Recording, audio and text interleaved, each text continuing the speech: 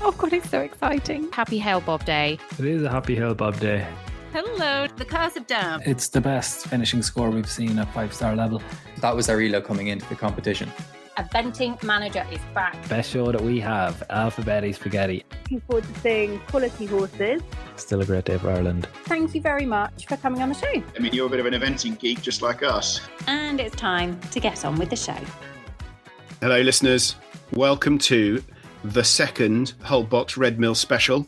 I have got Nia on board again, Nia O'Malley, the Red Mills nutritionist, who is going to help us go through and discuss a couple of scenarios that I've chucked out at her. She's had a little bit of time for a bit of homework, not that she probably needed it. But good evening, Nia. How are you? Are you well this evening? I'm good, thank you. Looking forward to this.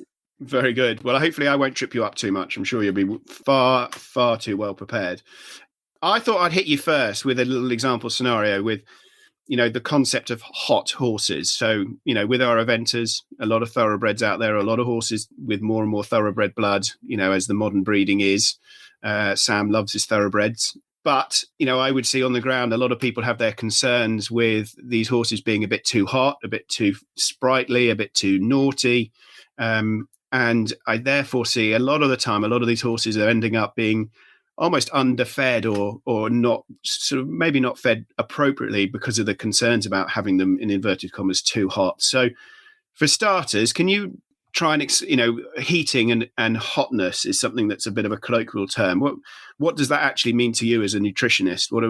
What goes through your brain when you've got a client talking about a hot horse? Yeah, so, it is something, you're right, it is something that we all come across, and every horse owner has had an experience with a hot horse. And a lot of it can be managed through feeding and through the type of feeding. And I suppose it's becoming more and more, people are more aware of it now, but, a couple of years ago, it was a relatively new concept, this whole sort of non-heating feed, as we call them. But if you look at we have two different types of feeds out there. You'll have your traditional cereal grain feed, and this could be a cube or a mix, a muesli type. And that's going to be made up of your barleys, your oats, your wheats, your maize, and all of those. They're starch-based, they're sugar-based, so they're digested relatively quickly, and the sugars are released into the bloodstream, and so the horse has that available energy very quickly. And it's some horses are more sensitive to it and some aren't. Some are okay on it. And it depends on the cereal grain. It's not just oats. We all know oats can make a horse buzzy, but the barley can do it, wheat can do it. Again, it really depends on the horse and their sensitivity to sugars and starches. So a lot of the feeds that we have been using, whether it's a cool feed, some of the cool mixes out there are still high in barley, wheat and maize. That's still very high in sugar. That is going to cause your horse to be a little bit excitable. It is oat-free, so people get confused. They're feeding an oat-free feed, but the horse is still getting excitable. So the key is cereal grain. It's not just oats. It's cereal grain that is giving the horse this kind of rush of sugar. Now, if we look at the other end of the spectrum, we have fibers and oils. Now, fibers and oils, they're digested very differently. So it's a much slower process, and some of it, the digestion is slower, the absorption is slower, the availability of those nutrients is much slower. So it's like, we call it a slow release energy, whereas the cereal grain is a fast release energy because the sugars of that fuel is available relatively quickly. So this slow release type of energy, it doesn't have that same sort of buzzy effect on the horse because it's almost like drip feeding into the system. The horse is getting it very slowly in a nice kind of continuous manner. And the horse is benefiting from that throughout the day, whereas the cereal grain feed tends to be kind of a bit of the rush to the system, and then there's a drop. And that's where you can see sometimes the horse will sort of bottom out. They'll sort of lose energy halfway through the day. Whereas with these slow release type of feeds, they're getting that energy throughout the day, and they tend to have much better stamina, much better go in them. They'll keep going longer during the day. and throughout the weekend. So yeah, that would be kind of the difference with your fast release feeds and your slow release feeds, or some people call them the heating feeds or the non-heating feeds. So yeah, if you have a hot horse, really consider feeding these fiber and oil feeds. And you'll see them now. They're advertised very often as your low starch feeds, your non-heating feeds, your cool feeds, and to look at the feed bag and look for any of those fiber sources such as soybean hulls or alfalfa meal, beet pulp. Yeah, they're all kind of as soybean or full fat soya, then we'll be adding that oil, that very high oil content as well. So those feeds just tend to be much more calming on a horse. So the challenge of our eventers, and why we all love it, and it's brilliant sport, is that we've got horses that are doing, let's say, the dressage and the show jumping phase, where actually they do need that sort of quick energy, that power to be able to do that side of it. But also then balancing that up with that slow release energy of the cross country phase, the endurance phase of it as well. So, it's actually a very good example of what are the challenges of eventing, is that you've got, you've got a horse that needs to have some quick energy and fast release energy so it can have the power to jump the show jumps and to do those, the more powerful movements, particularly in the higher levels of eventing, but then also the endurance and the energy to be able to be galloping for, as we know in our 5 stars, upwards of 11, 12 minutes. So do you think that's fair? Do you think that in eventing it's a bigger challenge than necessarily in the, let's say pure show jumping or, in racing, balancing out for different horses, different temperaments, different breeding lines? Do you think that's fair, that brings in real challenges? Oh, absolutely. And that's what makes it such a great sport. It's, there's massive challenge there. And, going back to that sort of slow release feed, okay, your oils and fats, they're never going to contribute towards a kind of a peppy, sprinty energy, whereas some of your digestible fibers, they will. Some of those digestible fibers, although they're broken down in the hindgut and it's a much slower process, they will be releasing some sugars. So the horse will still be getting some sugars for that fast twitch explosive muscle that they'll need for the upper level movements in dressage or for the show jumping phase. So they're still getting those sugars, they're just getting them a little bit slower. So going with those, for your particular hot horse, where they're naturally sprinty, they're naturally peppy, if you go with a fiber-based feed, you are still going to be getting some of those sugars that they will need for those fast twitch muscles. So you will be fine. And then what I would recommend for people is to play around with feeds, and now's the time to do it. Play around with feeds, and for a particularly hot horse, I would say yes, come off the cereal grain, go onto the fiber and oil-based feeds. But as you say, you might not need to go completely one way or the other. You could go with the cereal-based feed, and then like if you look at our horse care range, we have horse care ultra, which is cereal grain free, high fiber, high oil, and then you'll have horse care 10 cubes or your horse care 14 cubes, and they will have some cereal grain in there. So the horse care 10 cubes will have like barley and maize, whereas your horse care 14 will have oats in your barley. So there's different types of carbohydrate source in there. So it's kind of a nice way to play around with the feeds and go, okay, horse care 10 is enough. That could be enough. And then you'll find that, no, I just need a little bit more out of my horse. So you could bump up to a horse care 14 cubes where you've got oats and barley as a starch source. And that's where you might find your balance and go, okay, still very much a fiber and oil-based feed. There's a little bit of cereal grain in there, and that's enough to meet my requirements of my horse.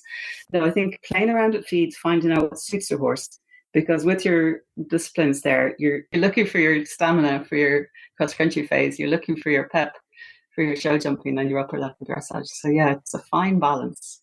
It comes back to that, what are we actually trying to achieve from what we're feeding this horse? And also it's looking at the horse individually. I think it's really important to have a very specific feeding plan for each horse. And, sometimes you can see yards that get, you don't want to say lazy, but it's just life, that it's one type of mix or it's one type of muesli, and the ones that are a bit leaner get a bit more and the other ones get a little bit less. And I think actually by asking those real, those specific questions of yourself or of the horse and go, what am I trying to achieve? How am I going to do that? And what is this horse being asked to do? Yes, you don't want to be changing feeds all of the time, and doing, making changes gradually so we're not rolling into the risk of colic. But I think that we, as with everything in life, I think that, by the time we're actually asking the right questions, we get closer to getting the right answers. And I think that's I think that's a really, really interesting and a really good point. That there's such a variation, and there's so many commercially available feeds that go up and down that range and up that line of how they supply their energy. And I think that's a really, really good point. Cool. Okay, I'm going to give you another scenario now. Yeah. So we're recording this in the winter, and we've got horses that they're all coming back into work now. Training's starting to go up. So what would be the basis of a little bit of a nutrition plan for a horse that's come back in from its holidays, maybe carrying a little bit of extra condition, so it's got a little bit fatter than we might have planned? How would you be looking at the horse, and how would you be putting a plan into place for feeding this horse in the coming months? Yeah, so I suppose look at your horse. It depends as well. And if it's your horse that I think look at your horse and look at how things went last year, because some horses will hold plenty of condition and then season starts and the condition falls off them. Some will hold it well, and then mid-season they start to struggle. So look at your horse and be prepared and go, okay, have him carrying extra weight coming into the season starting because I know it's going to fall off. Or do I need to really work on muscle and building up muscle because that's what he struggles with later on? So kind of address that now. Sometimes I'm sure most horses are looking a little bit chubby now after their break. So bring them in. I would suggest conditioning slowly to start with. It's all about preparation. It's all about being slow. So plenty of road work, build up that density within the bones, build up the elasticity within the tendons and ligaments. We all use the walker, but I think that road work, that hard surface is really good for conditioning in terms of bone density and just that whole forces of impact and loading. You can't beat that. So I think start there. I always get asked about joint supplements, whether they're necessary or not. Definitely with your event horse because of what they go through. But this conditioning phase, this is where I think you would definitely need your joint supplements. Just give that, the horses have had a break, probably nutritionally they've had a break as well. And we just need to bring them back in. And feeding the likes of a joint supplement or a bone supplement, it's prevention. It's not so much... You have to think about the future. You have to think about your horse in a couple of years' time. Where do you want them? And event horses typically have a very long career. So it's feeding the joint supplements for an event horse, I would always strongly recommend because you want that horse to continue competing. That would be something I would address now with the conditioning program.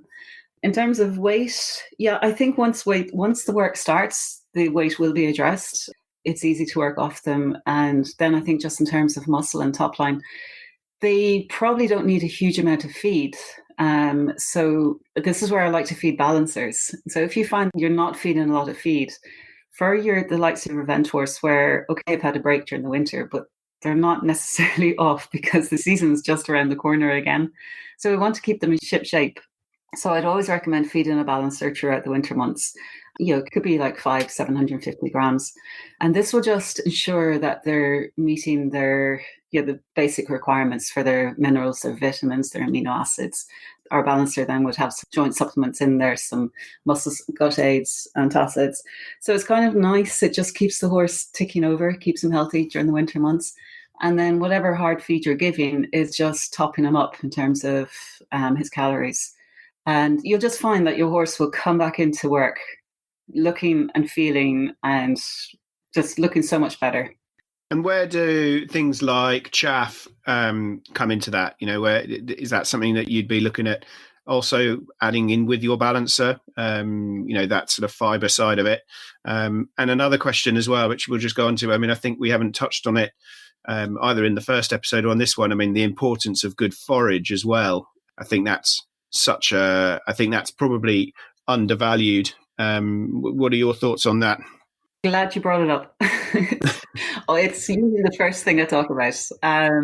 Forage is number one. You have to get your forage right. If you have poor quality forage, it doesn't matter what you're giving in terms of feed. There's always going to be some issue there. So always address your forage. I'm a huge fan of hay. It can be hard to get depending on the weather. Haylage is always good as an option. But good quality hay and getting it analysed would be good just to see.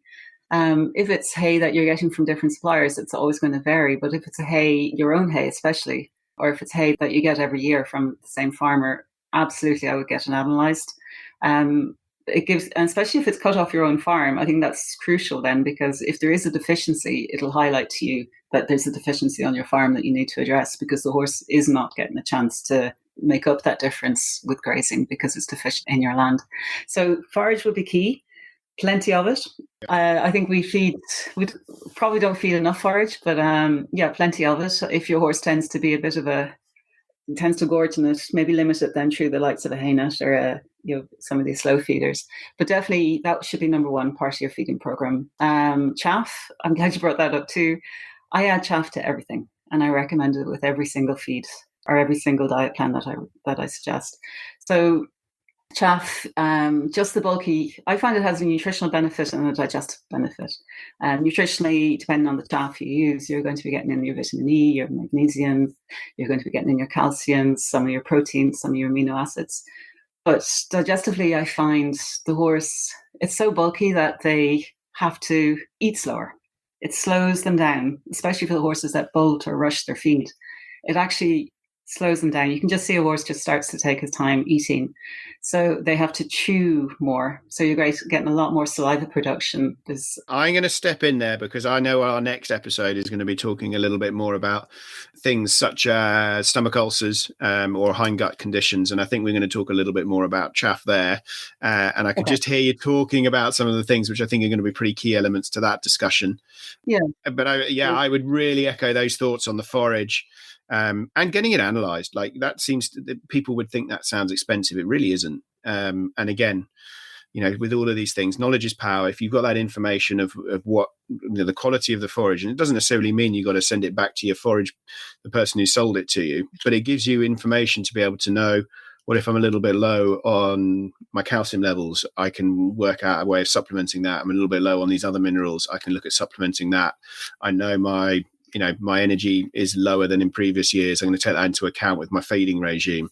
It's all those sort of things that are part of the information you can gather so that you can make alterations. And again, I think you also said there somewhere that prevention is better than a cure, and being ahead of the game as much as you possibly can. And having that information is just so key. So I'd love that to be a little take home message for people about something that, that can be more easily done than you think, and actually provides quite a lot of useful information. So I think that's really good. Yeah. Have you got a little take home message from this episode? Anything that you want to be on your little hobby horse about?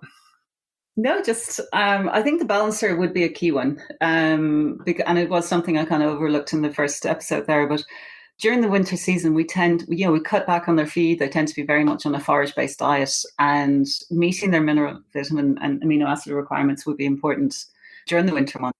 And it's just that they're not in work, but what we're doing is maintaining their reserves.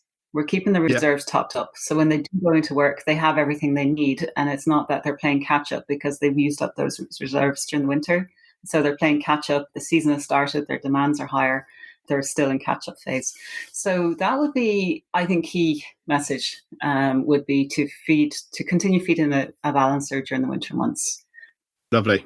And I think I'm going to chuck another sort of take-home messages about trying to be very, there's nothing wrong with being very specific about the feeding plan for each individual horse. And I think, really having a proper, active thought process about what I'm trying to achieve from each individual horse, and what the workload is that we're expecting of them. And stepping away from that, one scoop here, two scoops there sort of, concept. And I think people will get a lot more out of their nutrition. So thank you for listeners. Thank you for joining in. Thank you, Naya. That's been great. We got another one coming up again soon, listeners. And it's going to be about stomach ulcers and feeding to prevent stomach ulcers, which again is an area that we haven't necessarily discussed anywhere on any of the whole box episodes. So I really thought now was the time to get some information on it. So thank you again, and look forward to the next episode. Thank you for listening to the Epiratings Eventing podcast. Have a wonderful day, everybody. And I look forward to having you back with us soon. Don't forget to follow us on Facebook and Instagram for more. Listeners, we'll speak to you again soon.